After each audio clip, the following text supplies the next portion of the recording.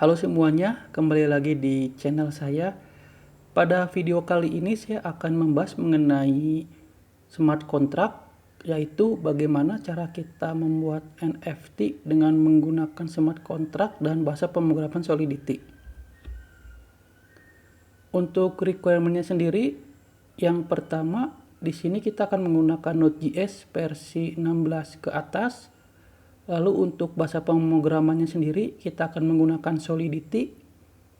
Yang ketiga, untuk kita memudahkan development di lokal kita akan menggunakan Hardhat. Dan yang terakhir, untuk kita membuat blueprint sistem desentralisasi kita akan menggunakan OpenJeplin. Selanjutnya langsung kita coba praktekkan saja.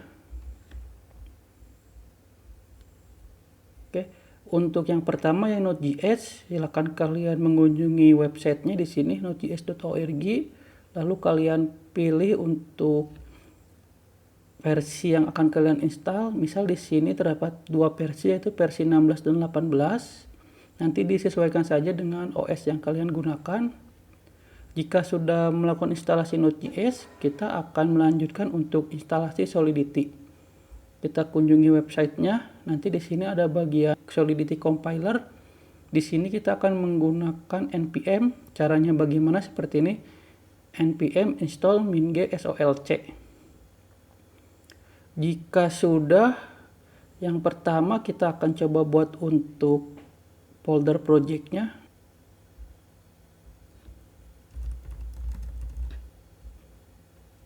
Selanjutnya kita buka code editor. Di sini saya menggunakan Visual Studio Code. Kita masukkan saja projectnya. Kita buka new terminal.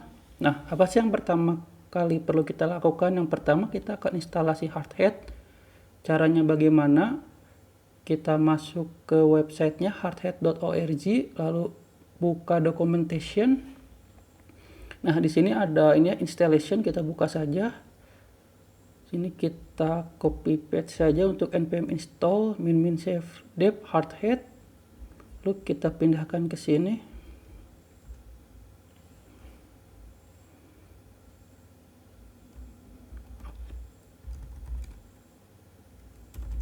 Saya ganti dulu untuk versi Node.js-nya. Di sini saya menggunakan nvm. Jika sudah, kita ulangi kembali. Oke, jika telah selesai, maka di sini akan terdapat satu folder node modules dan dua file package log.json dan package.json. Selanjutnya kita akan membuat smart contract dengan menggunakan template dari Hardhat. Caranya bagaimana? Kita ketikkan npx hardhat. Nah, lalu di sini terdapat beberapa pilihan. Sini kita akan memilih yang basic sample project. Kita enter saja, lalu kita yes. Oke.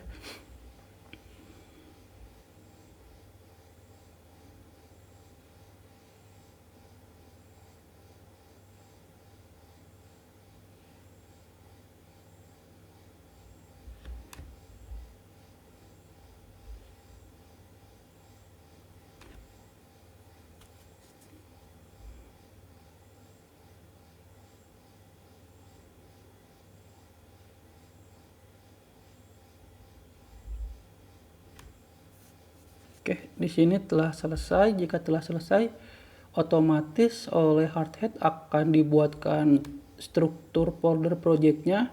Di sini terdapat folder kontrak, script, dan test. Folder kontrak sendiri berguna untuk nanti kita membuat file smart kontraknya. Sedangkan folder script itu nanti di sini berguna untuk kita interaksi dengan smart kontraknya. Dan yang terakhir ada folder test, berfungsi untuk kita melakukan testing pada smart contract yang telah kita buat. Selanjutnya apa sih yang akan kita lakukan? Selanjutnya kita install OpenJeplin. Jika kalian buka websitenya di openjeplin.com, nanti kalian masuk ke kontraknya. Di visit site, getting started. Nah, jadi dengan bantuan OpenJeplin ini kita akan dipermudah Kenapa? Karena oleh OpenJPlin nanti kita akan dibuatkan blueprintnya, jadi kita hanya tinggal menggunakannya saja. Caranya seperti ini.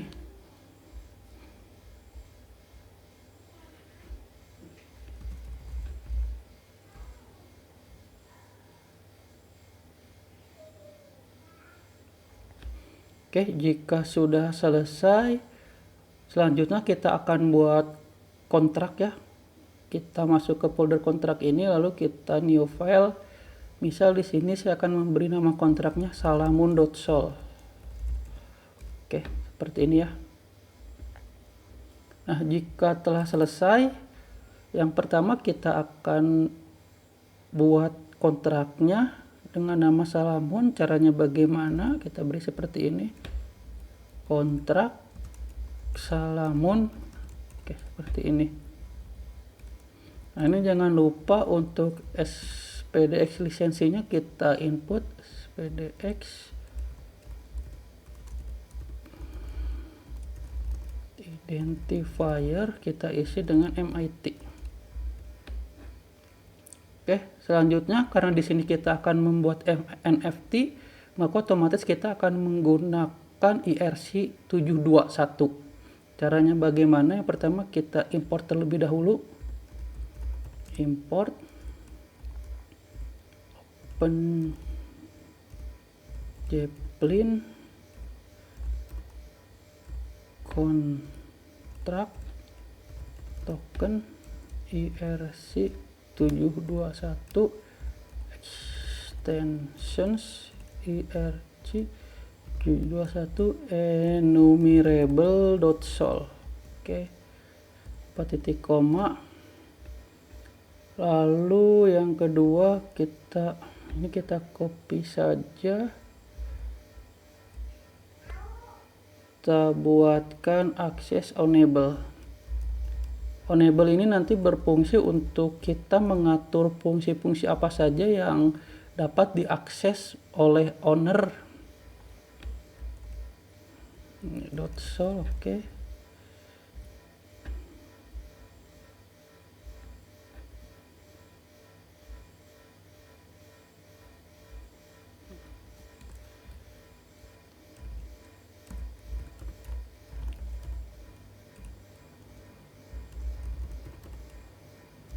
Oh, jangan lupa untuk kita mendefine versi Solidity yang akan kita gunakan. Seperti ini menggunakan Pragma Solidity, kita menggunakan versi 0.8.4. Oke, seperti ini. Ini langsung ada di akses. Oke, seperti ini. Lalu kita tambahkan is ERC721 enumerable. Bisa dibilang is itu seperti kita mengextend kalau di bahasa pemrograman OOP. Lalu kita gunakan enable. Oke, selanjutnya apa sih yang perlu kita lakukan? Yang pertama kita akan membuat konstruktor ERC721.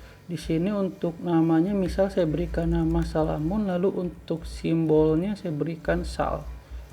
Oke, seperti ini. Nah, selanjutnya kita akan mencoba untuk mengatur max supply dari NFT kita.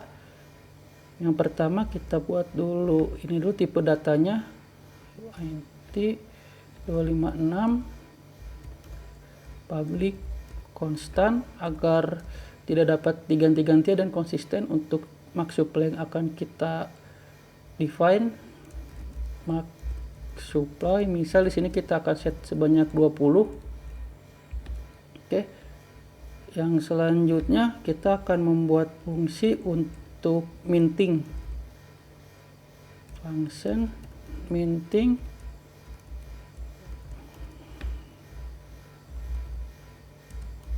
quantity. Oke, di sini kita akan menggunakan eksternal akses modifiernya lalu payable. Oke. Di sini kita tambahkan validasi require total supply tambah quantity lebih kecil dari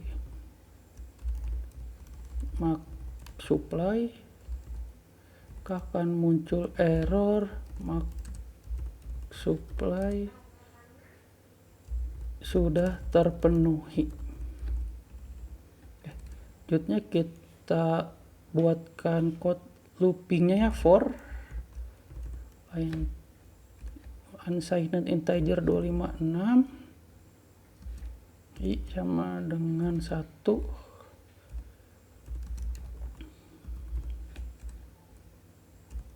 i plus plus. Oke, di sini kita gunakan save mainting. Lalu untuk token ID-nya kita ambil dari latest total supply ditambah 1. Oke, seperti ini. Jadi di sini kita buat fungsi untuk minting. Di sini ada quantity-nya, berapa banyak kita akan melakukan minting NFT. Nah, di sini ada salah satu validasi. Jika max supply yang sudah terpenuhi, maka akan muncul error ini, max supply sudah terpenuhi. Jika ini kondisinya belum terpenuhi, maka otomatis dia akan menjalankan looping di sini. Misal di sini kita melakukan quantity sebanyak 5, berarti otomatis kita akan melakukan looping sebanyak 5 kali di sini. Oke, selanjutnya kita akan membuat string private base token URI.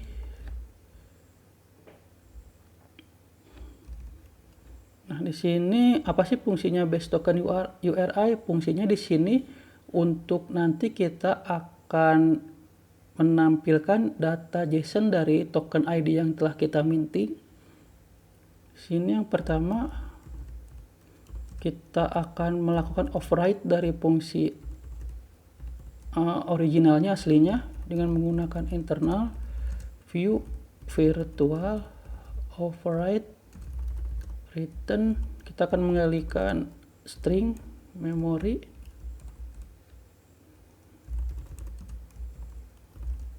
base token URI.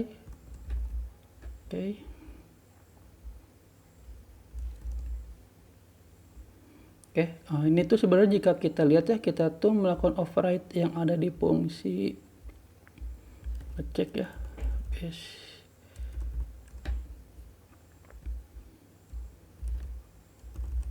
Nah, fungsi yang di sini ya, jika tidak kita define, otomatis isinya akan kosong. Oleh karena itu kita akan buat untuk setternya. Bagaimana caranya? Di sini kita telah ada salah satu variabel dengan nama base token URI. Nah, sekarang kita lakukan untuk setnya. Caranya kita buat satu fungsi dengan nama set base URI string, tipe datanya string. Lalu untuk data allocationnya di sini kita menggunakan call data, karena untuk access modifiernya kita menggunakan eksternal. Nah, kita tambahkan only owner. Only owner itu maksudnya yang dapat memanggil fungsi ini yaitu hanya pemilik kontraknya saja.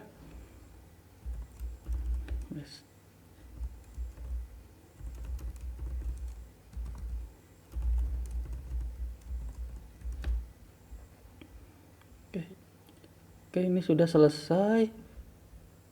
Kurang lebih untuk smart kontraknya kita buat simple terlebih dahulu ya, seperti ini.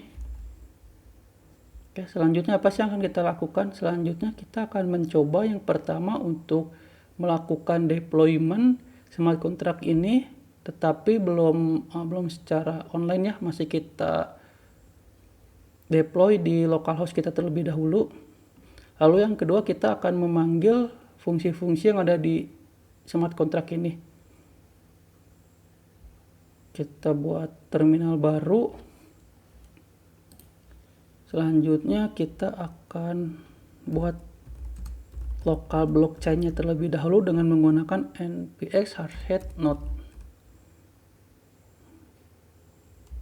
Oke, ininya saya ganti dulu menjadi 16. Oke, di sini ada beberapa account. Jika kita lihat ada sekitar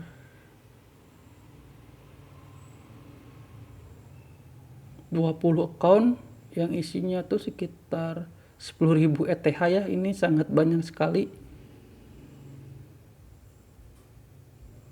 Selanjutnya kita coba compile terlebih dahulu untuk smart contract-nya dengan menggunakan perintah npx hardhat compiler. Oke, seharusnya npx hardhat compile, bukan compiler. Oke, selanjutnya kita akan membuat ini ya, satu buah script di sini. Ini kita beri nama dengan new file deploy.js.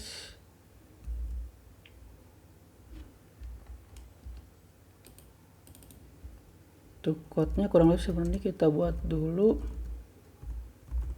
require hardhat. Oke, kita buat fungsi function deploy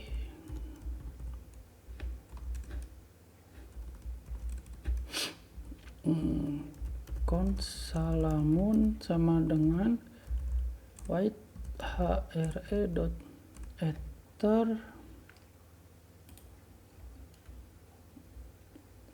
.get contract factory. Nah, ini nama filenya ya, kita tulis salamun.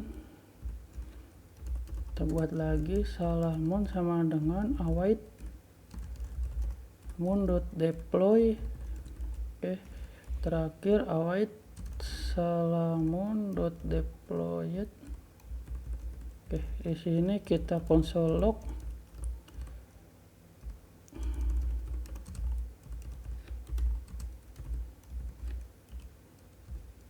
salamun.address. Oke. Lalu kita panggil di sini ya deploy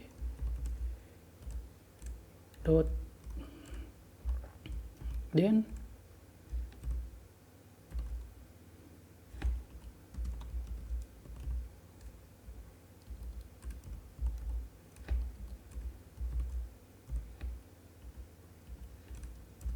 jika ada error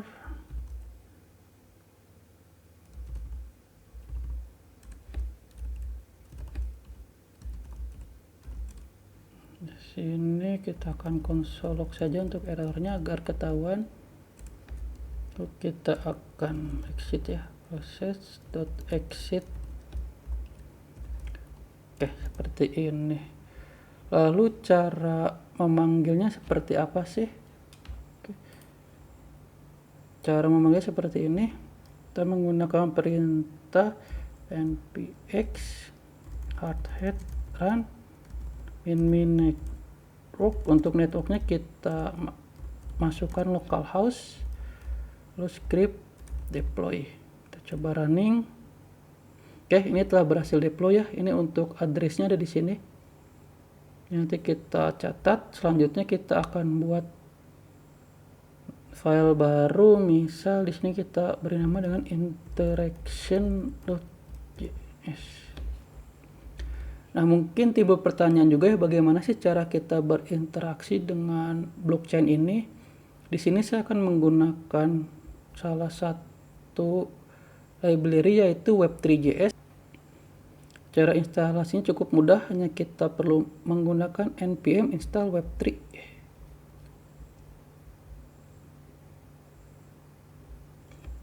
min save kita tambahkan. Oke, sudah selesai. Selanjutnya yang pertama kita akan coba untuk memanggil fungsi minting itu sendiri. Bagaimana caranya? Yang pertama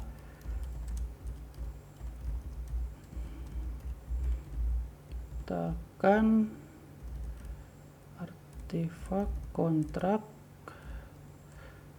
Nah, di sini kita perlu memiliki untuk JSON-nya. Sudah JSON di sini itu bisa dibilang nanti akan sebagai kontrak ABI. Jika kita lihat file salamun JSON-nya di sini, dia berisi beberapa fungsi-fungsi yang mana nanti ini dapat kita panggil dengan menggunakan web3.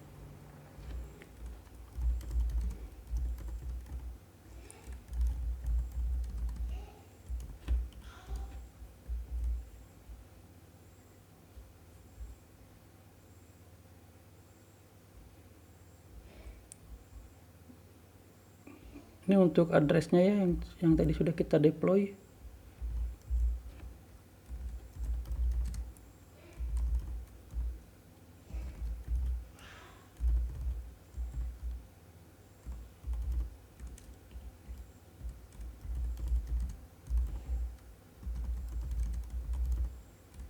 Nah, di sini kita akan menggunakan WebSocket.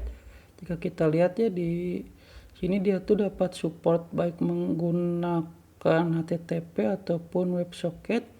Untuk portnya sendiri dia ada di 8545 WS localhost 8545.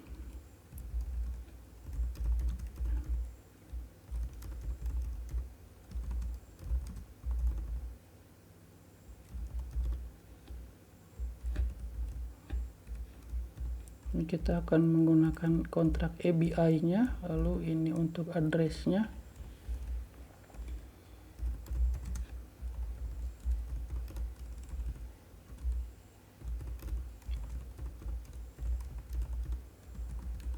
Nah, untuk akun public key-nya kita ambil ini aja dari yang akun ke 0, kita masukkan. Lalu untuk private key-nya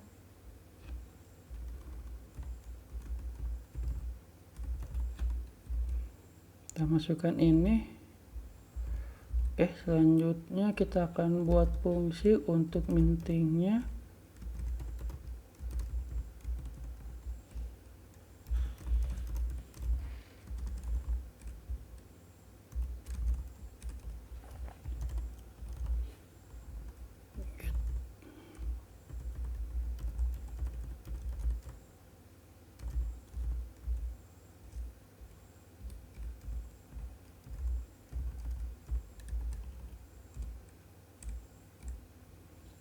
Lalu kita akan buat untuk transaksinya from siapa, berarti dari akun public key-nya to siapa, to-nya berarti ke kontak address-nya. Lalu untuk nonce-nya, nonce itu bisa dibilang seperti urutannya. Nonce-nya kita masukkan, lalu untuk guess-nya kita besarkan terlebih dahulu, misal di. Lalu untuk datanya kita akan NFT method, kita akan memanggil fungsi minting. Jika kita lihat ya di sini di salamun.json dia ada fungsi minting. Nah ini ya, kita isi 5, lalu kita encode ABI. Oke, seperti ini. Lalu kita sign untuk transaction-nya 3.eth.account.sign transaction. Nah, yang kita akan sign itu transaksi yang TX. Lalu ini untuk akun private key-nya, oke. Transaction receipt-nya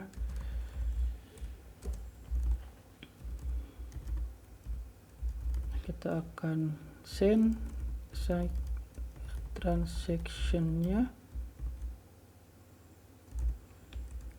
.raw transaction. Oke, di sini kita akan coba console log. Kita gunakan seperti ini aja ya, transaction receipt json.stringify transaction receipt seperti ini. Oke, kalau sudah kita coba panggil fungsinya dengan cara minting NFT. Ini kita kembali lagi. Nah, kita jalankan untuk interaction.js. Oke, kita coba cek, ada yang error ini.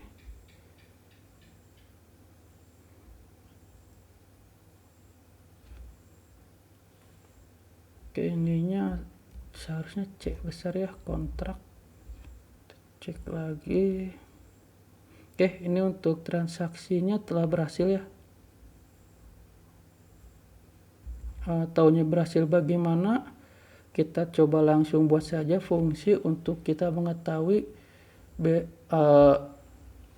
kita memiliki token NFT berapa. Caranya bagaimana? Kita buat dulu function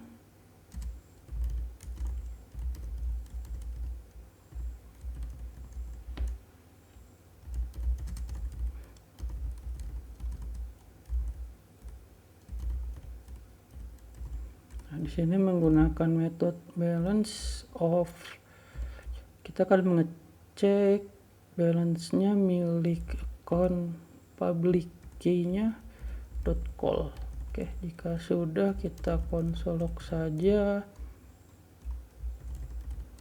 total NFT.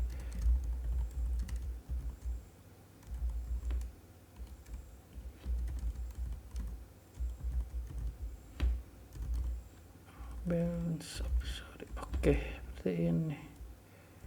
Kita coba panggil ya. Kita tadi melakukan minting 5. Kita coba cek, seharusnya ini ada isinya tuh 5.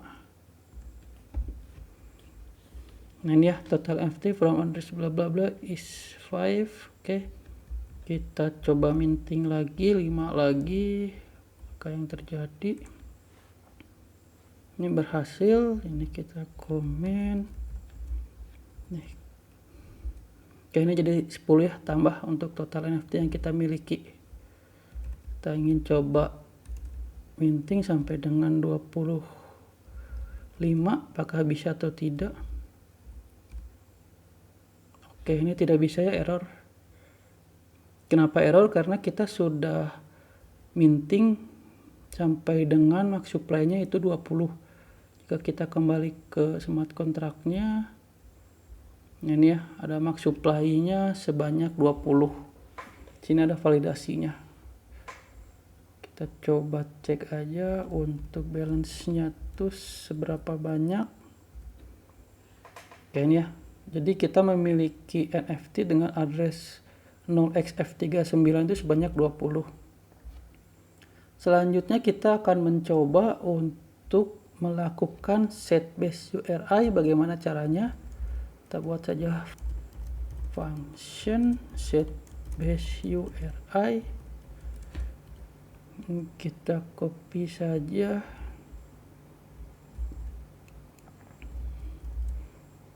Oke, ininya kita ganti menjadi set base URI. Misal di sini akan saya isi https firewall.com/image. Oke, lalu kita akan buat satu fungsi juga, sing function get base URI. Di ini kita copy paste saja dari ini ya, base URI. Metodenya itu token URI, misal di sini 1 ya, kita isi.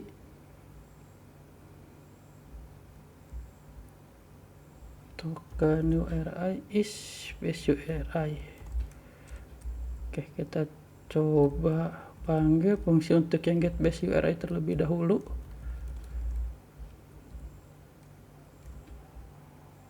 Oke, ini dia tidak menampilkan apa-apa. Kenapa? Karena untuk base URI-nya itu belum kita set. Sekarang coba kita set.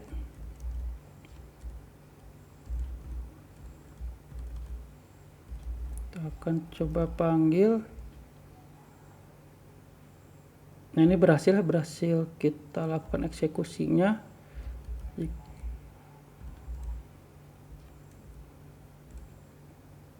Nah, ini ya, sekarang jadi token ID 1 tuh dia akan mengambil data dari URL ini, file.com image/1.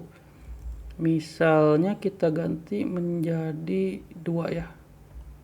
Otomatis nanti dia ininya akan berganti menjadi image/2. Kita coba. Nah, seperti ini. Jika kita lihat di blockchain-nya itu sebenarnya di sini akan ada beberapa informasi ya perihal transaksi yang kita lakukan. Ini contohnya tadi jika max supply sudah terpenuhi maka akan muncul informasi seperti ini.